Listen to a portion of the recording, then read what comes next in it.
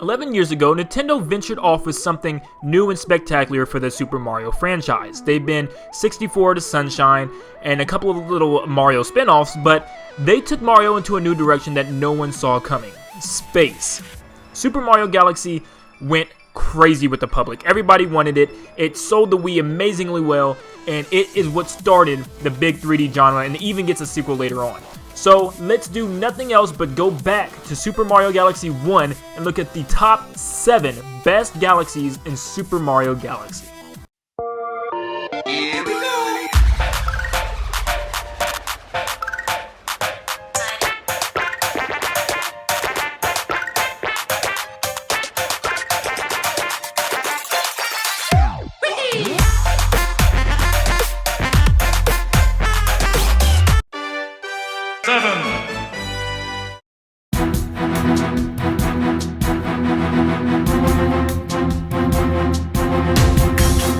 Number 7 on our list is Battlerock Galaxy. Here, you don't really spend a lot of time on one in particular planet. You're moving around this space zone and these different obstacle courses and series of tests that seems like someone is giving you. You're either dodging bullets or jumping over lasers, and it's something that's really cool and kind of sci-fi-like. You'll then have a mission where you have to break into the Battlerock, but the Battlerock works as kind of like a labor camp or something like that for Lumas, and you actually have to break in and save a couple, which actually helps you to escape and progress through the level. The music, of course, is very good. You know, it's kind of like intriguing and serious at the same time.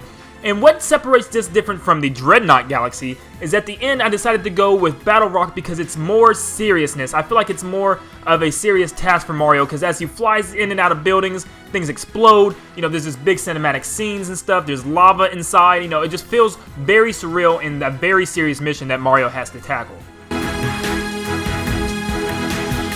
You'll also have your first battle with the leader of the Top Man Army, Top Maniac. After you defeat him, it's pretty much not a big task. All you do is jump on his head and knock him to the lasers, and then you get your star, and he pretty much wraps up a really good galaxy with a pretty good boss.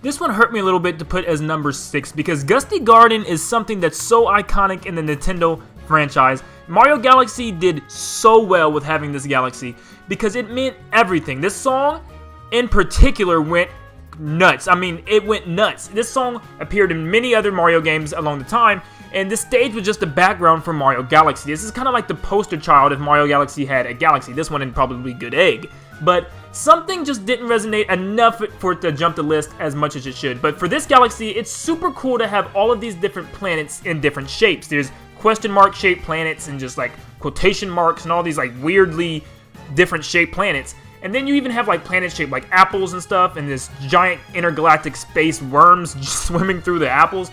It's really cool and dynamic how they did this and made it into this really like real life garden. You can twirl around on flowers and all kind of stuff in the wind. And it's just really cool how they pieced that all together. And then at the end, they even slap in a little segment with like toys and gizmicks everywhere.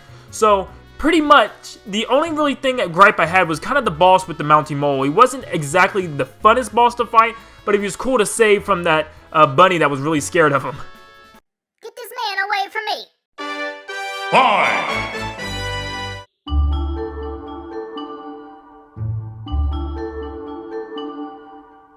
Nintendo's always good when it comes to their creepy haunted house levels. They don't always just portray scariness. They have some pretty good music for one because the song in Ghostly Galaxy is phenomenal. Another great musical piece, and it just fits into the whole atmosphere. Here you're going throughout this giant galaxy full of evil, creepy castles and ghosts and all kind of stuff, and one of the missions you actually have to save Luigi from a mansion.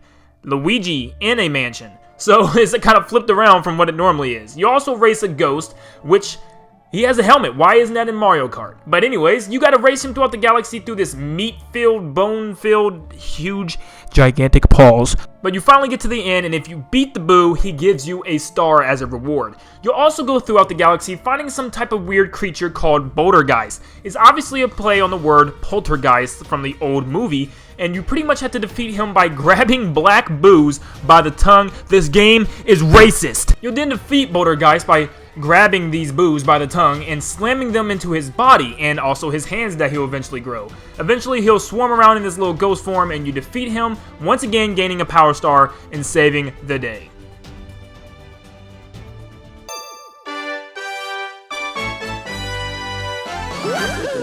Boy, if you don't...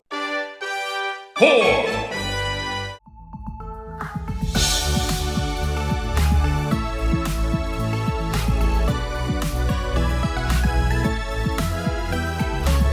For number 4, it came down between two different beach themes. You had Beach Bowl and then the Sea Slide Galaxies. Now this was very tough because it depended on what you like customly. For me, I like wide open levels with more to explore.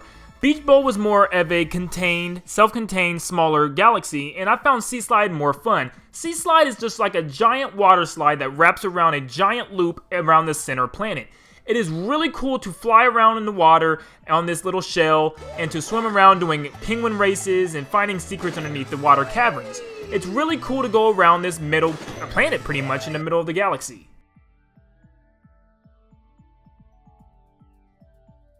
Finding all 5 of the silver stars kind of forces the player to explore the whole planet completely. It makes you really look at each crook and cranny and really get to explore every part of the planet without overpassing some of the most important parts.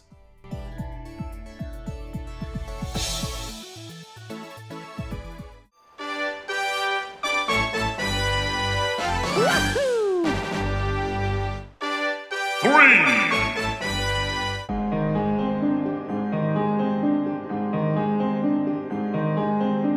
Deep Dark Galaxy is another example of a creepy, crazy galaxy, but it may not seem that way at first. As soon as you enter, you come into a beach and it's all nice and calm, but then the music and the vibe intensifies as you swim down a cavern. You then come into a sunken ship underneath the caverns where you have to fight Camilla once again. The next mission requires you to go upward instead of downward into the caverns. You would try to reach the very top and eventually using these flood-like devices to fly through bubble spouts and to eventually get higher up into the level. You will then shoot into a planet nearby and continue exploring up there. There's even a crazy planet where you literally, no joke, have to ground pound tennis balls into growing a watermelon. I'm not lying to you. You'll then meet up with Guppy once again, and you can go through a little obstacle course through rings and follow him through that, or you can use a star in a sunken ship to go to a puzzle type planet where you have to get a ghost to follow you into the light.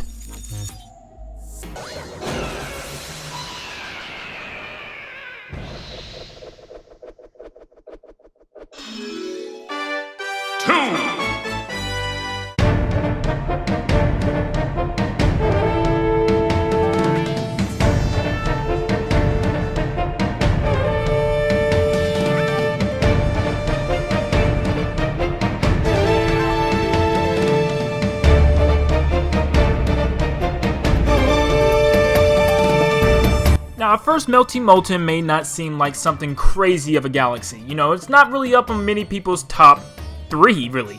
But for me, it gradually increased as I was making this list. When I went back and replayed this level to get the gameplay, I absolutely fell in love with it. From the hardcore music to the absolutely beautiful cinematic scenes when Mario flies through lava pits and stuff with his launch star, it just clicks. It feels so good, it feels so right. It's just not a creepy, dark, last level lava level. It's more of a intense, engaging level that keeps your attention the entire time. When you're climbing to the top of a sinking pillar or you're trying to get to the end of a lava maze, it's just so amazing how Nintendo put this all together. Now, many people don't like the levels that include the gimmicky ball roll and stuff like that, but me including, I'm not that big of a fan of those. But for this galaxy in particular, there's a certain level that has you rolling along this ball along these lava crates, and it's just absolutely beautiful to see this giant spire of lava and you having to go through these lasers and stuff. It's just cool, and not too many other levels did something in this measure.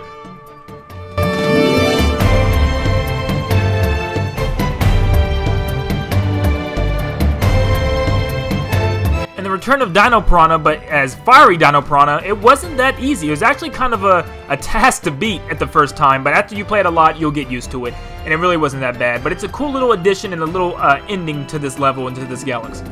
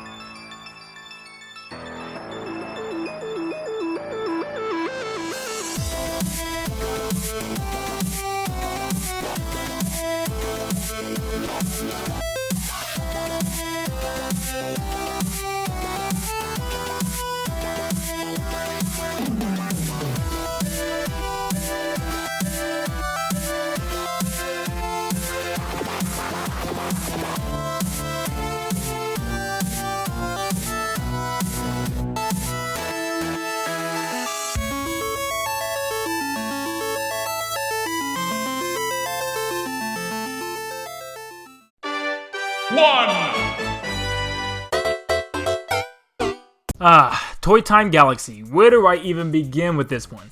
This world is so unique, it's unbelievable. For one, let's start off with the background because it takes place, it looks like, in a kid's bedroom. You have these little carpeting puzzles and you have this wallpaper and the windows and stuff. It feels so Toy Story-like. And you just go around this galaxy playing with toys, jumping around machines, and even like around food. It's just so unique and so much different than any other galaxy in this whole entire game. One of the missions even has you act as like Ant-Man and crawl all over this giant robotic Bowser, and you have to get to the top and completely destroy him as you take off his arm and take off his chest plate. It's like some type of war movie where there's this little character tackling on this big Godzilla one. The second mission just gets even better where you go to this food section and you're bouncing off cakes, off of chocolate bars, pies, and it makes you hungry for one, but it's also just so unique because you get to this section where there's like frozen popsicles and it changes into like an ice level. Then you get to a birthday cake with fiery candles that you're going to blow out. And then you're going to take down this giant mole on top of a gumball tower. There's so much packed into this one galaxy, it's insane. There's even a planet modeled after Flood from Super Mario Sunshine, so you know I have to love it. And then the last mission will have you running around a giant 8-bit model of Mario, where you have to collect these 5 silver stars. And I was even a weird dude that liked the purple coin mission. I actually enjoyed it. It's kind of challenging and it's unique.